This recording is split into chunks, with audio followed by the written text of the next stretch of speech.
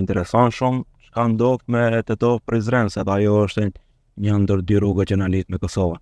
Po, pak a shumë të gjitha rrugët që janë që me rëndësi edhe më të madhe për gjithë vendin, padyshim, por edhe për shqiptarët se na lidhin me Kosovën, Shqipërinë e kështu me radhë, me të gjitha vendet me të cilat jemi në kufi, por për e njëjta histori është edhe me rrugën Tetov Prizren.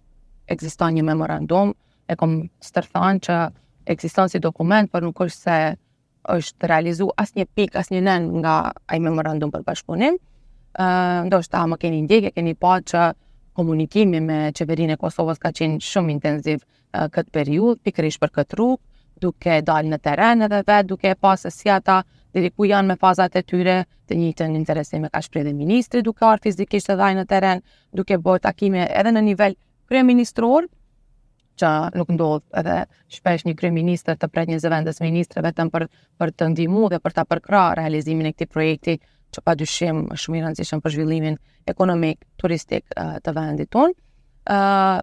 E kemi kryer detyrën projektuese.